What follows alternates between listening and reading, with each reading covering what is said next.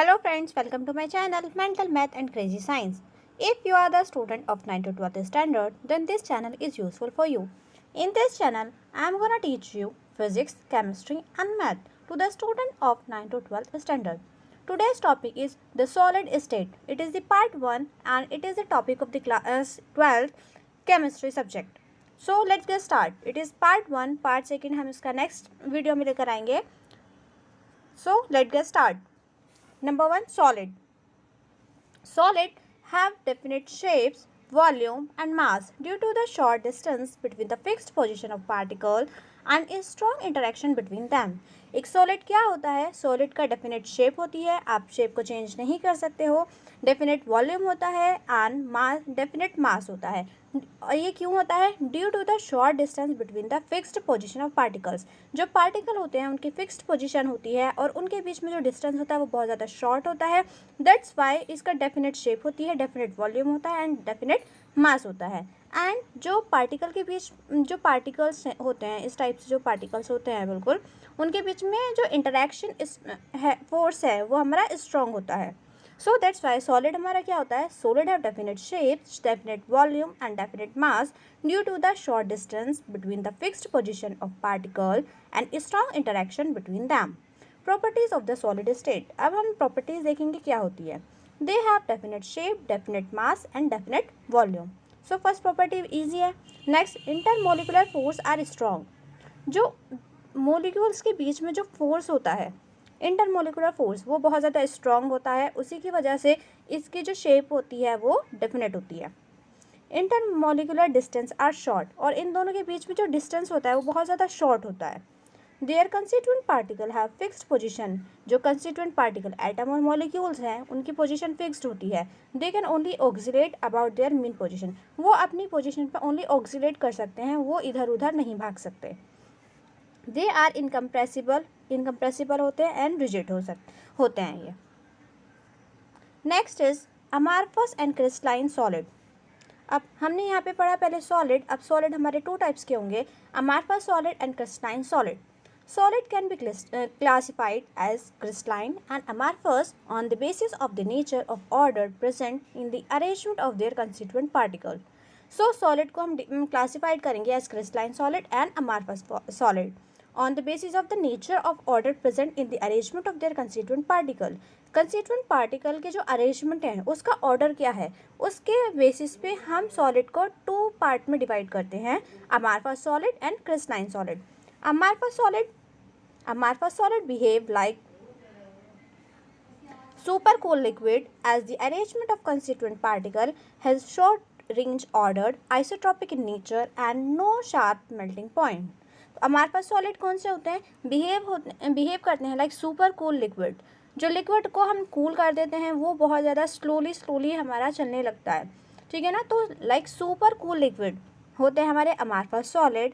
Arrangement of constituent particle का जो arrangement होता है शॉर्ट रेंज का होता है एंड आइसोट्रॉपिक इन नेचर होते हैं and no sharp melting point. उनका जो मेल्टिंग पॉइंट होता है वो हाई नहीं होता है, बहुत कम इनका मेल्टिंग पॉइंट होता है. Next one is crystalline solid.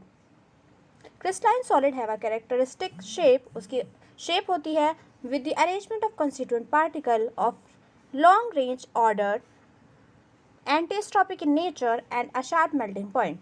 ये अमार्फस सॉलिड का उल्टा होता है, अपोजिट होता है क्रिस्टलाइन सॉलिड. इसमें शेप हमारी डेफिनेट होती है, अरेंजमेंट ऑफ कंस्टिट्यूएंट पार्टिकल का जो होता है वो लॉन्ग रेंज ऑर्डर में होता है, एंटीस्ट्रॉपिक इन नेचर होता है एंड मेल्टिंग पॉइंट जो होता है इसका बहुत हाई होता है.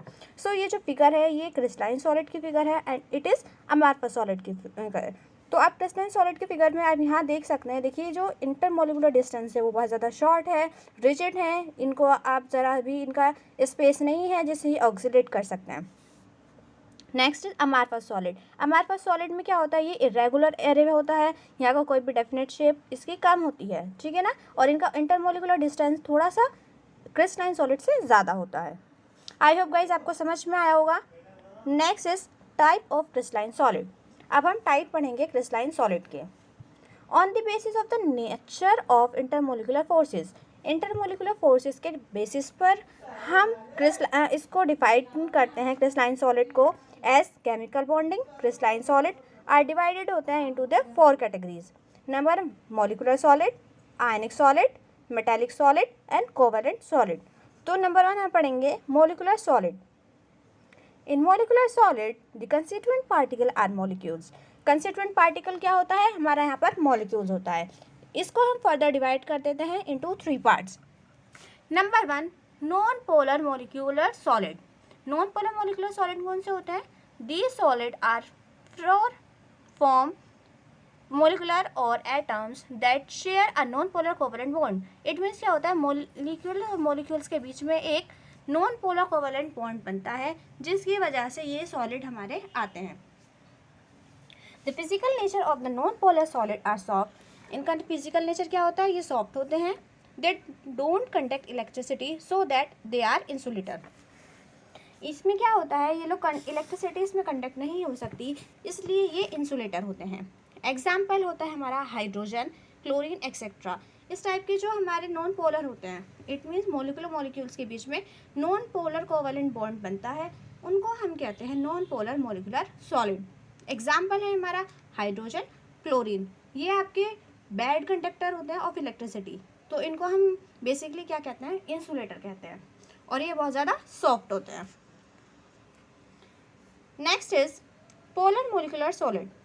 These solids are held together by polar covalent bonds, and the atom are bonded by relatively stronger dipole-dipole interaction. इसमें क्या होता है? ये डाइपोल का इंटरेक्शन होता है एक दूसरे के साथ, तब जाकर हमारा एक पोलर मोलिकुलर सॉलिड बनता है।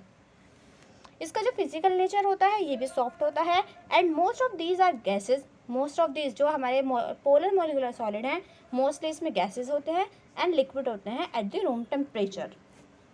Next is hydrogen bonded molecular solid. यहाँ पर आएगा hydrogen bonded molecular solid.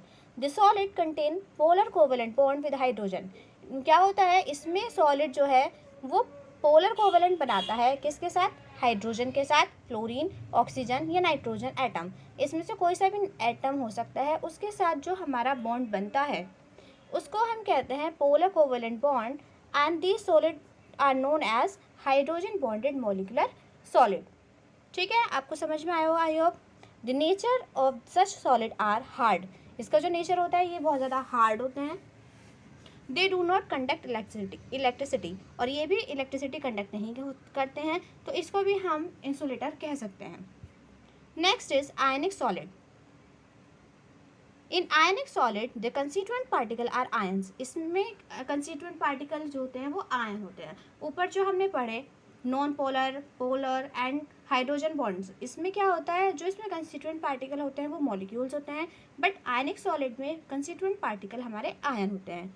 These are formed by the arrangement of cation and anion by a strong coulombic force. coulombic force होता है cation and anion के बीच में, उसके अरेंजमेंट से हमारा आयनिक सॉलिड बनता है। They are hard in nature, hard होता है नेचर में। आयनिक सॉलिड एक्ट करता है as an insulator in solid state but conductor in a liquid state. तो क्या होता है? जब ये आपका सॉलिड स्टेट में होता है तो ये बिहेव करेगा like an insulator, but when it is in liquid state तो it behave like as an conductor. They have a high melting points. Melting points high होते हैं। एग्जाम्पल अगर हम देखें तो NaCl, MgO, ZnS एक्सेट्रा। तो ये सारे हमारे आयनिक सॉलिड के एग्जाम्पल हैं। ये आप देखिएगा, ये सोडियम क्लोराइड NaCl का फिगर है, इसमें आप देख सकते हैं ये रहा आयनिक, एक हमारा Na का है और ये हमारा Cl का है, दोनों को मिक्स करके हमारे पास एक सॉलिड बना है, इसको हम कहते हैं NaCl और it is ionic solid. Next is metallic solid. Due to the presence of free and mobile electron, क्या होता है? फ्री इलेक्ट्रॉन्स होते हैं एंड मोबाइल इलेक्ट्रॉन्स होते हैं। Free and mobile electrons means वो एक तो फ्री होते हैं स्टेट में, एंड मोबाइल मीन्स वो किसी के साथ भी कंपेयर हो सकते हैं। तो they are reasonable for high electrical and thermal conductivity. इसमें क्या होता है? दे आर रिस्पॉन्सिबल होते हैं, ये हाई इलेक्ट्रिकल होते हैं एंड थर्मल कंडक्टिविटी ये कर सकते हैं। तो दे आर कंडक्टर होते हैं in both solid and liquid state. Solid state में और लिक्विड स्टेट में दोनों में कंडक्टर होते हैं, कंडक्टेड होते हैं इन इलेक्ट्रिसिटी के। Physical nature of these solid are hard होती है, बट आर मेलिएबल होते हैं एंड डक्टाइल होते हैं। इट मीन्स हम इनको मेल्ट कर सकते हैं। They have high melting points, इनके मेल्टिंग पॉइंट्स हाई होते हैं। एग्जाम्पल अगर हम इसका देखें, Fe iron, copper, Ag, Mg etcetera, तो ये सारे एग्जाम्पल हैं हमारे मेटेलिक सॉलिड के। नेक्स्ट इसका जो हम देखें figure, copper, it is a copper Cu, ये आपको Cu का डायग्राम दिखा रखा है। इसमें आप देखिएगा बिल्कुल अरेंजमेंट आपका कम है, और ये हमारा एक एग्जाम्पल है मेटेलिक सॉलिड का। आप ये भी कह सकते हैं जो सॉलिड मेटल से बनते हैं उनको हम मेटेलिक सॉलिड कहते हैं। Next is covalent solid, a wide range of crystalline solid of non metal form covalent bond between adjacent atoms throughout the crystal and form a giant molecular or large molecules. It means wide range of crystalline solid, जो wide range, बहुत सारी range होती है crystalline solid की, वो non metal से बनी होती है, फॉर्म होती है कोवेलेंट बॉन्ड से between adjacent atom through out the crystal and form a molecules और लार्ज मोलिक्यूल्स। मोलिक्यूल्स होते हैं एंड मेटल्स होती हैं, उन दोनों के बीच में एक कोवेलेंट बॉन्ड बनता है जिसकी वजह से वो एक सॉलिड बन जाता है, उसको हम कहते हैं एक covalent solid. This solid are hard like diamond, diamond जो है वो हमारा एक कोवेलेंट सॉलिड है। सॉफ्ट होता है लाइक ग्रेफाइट, ग्रेफाइट सॉफ्ट होता है, एंड डायमंड हमारा हार्ड होता है। They are isotopes of carbon, carbon के आइसोटॉप होते हैं, एंड आर इंसुलेटर, क्या होता है ये इंसुलेटर होते हैं। इट मीन्स ये इसके अंदर कंडक्टिविटी इलेक्ट्रिसिटी जो है वो कंडक्ट नहीं की जा सकती। ये आप देख सकते हैं डायग्राम, मैं इसको थोड़ा सा जूम कर देती हूँ। देखिएगा डायमंड, ये हमारा डायमंड है, ये हमारा सिलिकॉन डाइऑक्साइड है, सिलिकॉन कार्बन डाइऑक्साइड है, एंड ग्रेफाइट है। तो ये देखिएगा अब ये हमारे सारे होते हैं कोवेलेंट सॉलिड। नेक्स्ट आता है amorphous solid state, it comprise of दो solid which have the property of rigidity, वो सॉलिड जिसके अंदर प्रॉपर्टी होती है रिजिडिटी की, एंड इनकम्प्रेसिबल, जिसको हम कंप्रेस नहीं कर सकते, but to a certain extent, एक लिमिट तक हम उनको वो रिजिड होते हैं एंड इनकम्प्रेसिबल होते हैं, उनको हम कहते हैं amorphous solid state. They do not have a definite geometrical form और long range of order. It means इसका जो पार्टिकल होते हैं वो इरेगुलर ऑर्डर में लगे हुए होते हैं। एग्जाम्पल ग्लास, रबड़, प्लास्टिक एक्सेट्रा। तो ये जो प्लास्टिक आप देखते हैं, रबड़ आप देखते हैं, ग्लासेस हैं, तो ये सब हमारे एग्जाम्पल हैं अमार्फस सॉलिड स्टेट के। Next is properties of amorphous solid, amorphous solid are soften over a range of temperature. Amorphous solid क्या होते हैं, सॉफ्ट होते हैं over a range of temperature, एक टेम्परेचर की एक लिमिट तक वो सॉफ्ट होते हैं, बट वो कन्वर्ट हो सकते हैं इनटू शेप्स ऑन मेल्टिंग, जब हम उनको डिफरेंट शेप में कन्वर्ट कर सकते हैं, अब हम उसको मेल्ट करेंगे। एग्जाम्पल अगर हम देखें, प्लास्टिक होती है, प्लास्टिक को मेल्ट करके हम उसको मनचाही शेप दे सकते हैं, कुछ भी शेप दे सकते हैं, चेयर की शेप दे सकते हैं, एक बॉटल की शेप दे सकते हैं, मग की शेप दे सकते हैं, तो वो सब हमारे क्या होते हैं अमार्फस सॉलिड होते हैं। वो रूम टेम्परेचर पे आपको दिखेंगे कि वो सॉलिड है, बट जब हम उनको मेल्ट करेंगे तो हम उसको डिफरेंट शेप में कन्वर्ट कर सकते हैं।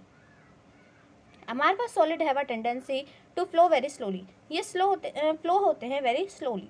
When amorphous solid are cut with a sharp edge tool, they form piece with irregular surface. जब हम amorphous solid को कट करेंगे तो वो पीसेस में कट हो जाएगा, बट सबका जो शेप होगी वो डिफरेंट होगी, सेम डिफरेंट शेप नहीं हो सकती।